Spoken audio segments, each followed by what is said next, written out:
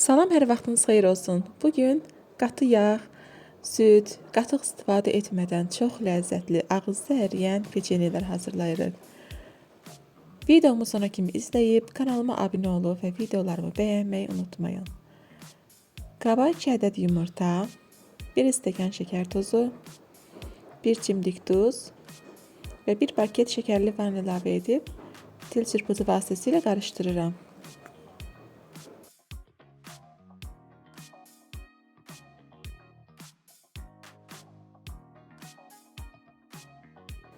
Üzərinə 2 dolu yemək qaşığı kakao və 1 stəkan duru yağ əlavə edib, bunları da bir neçə dəqiqə qarışdırıram.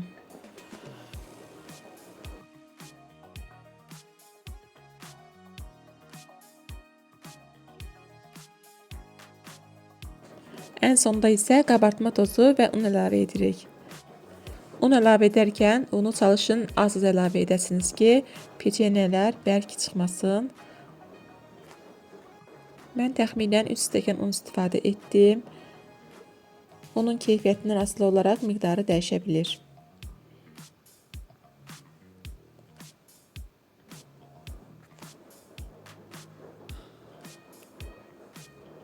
Biraz qarışdırıram, daha sonra isə əlimlə yoğurub ələ yapışmayan yumuşaq bir xəmir əldə edirik.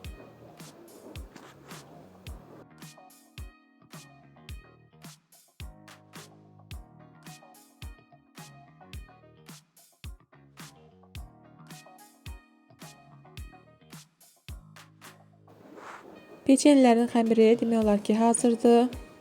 Ələ yapışmır və çox yumuşaq oldu. Görürsünüz, bu kıvamda olmalıdır. Bundan bərk etməyin. Soba listinə yağlı kağız səririk və yaxud da yağlaya bilərsiniz. Əlimizlə yuvarlaq forma verib kakos qırıntılarına batırırıq. İstəsəniz qoza və yaxud da şəkər pudrasına batıra bilərsiniz. Zövqünüzdən asılıdır.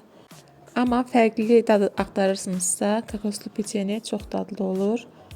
Mütləq bu resepti bir dəfə də olsun sınayın. Və şərhlərdə mənimlə fikirlərinizi bölüşməyi unutmayın.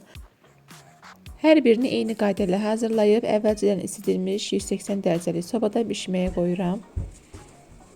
Digərlərinin isə içərisini fərqli şəkildə hazırlayıram.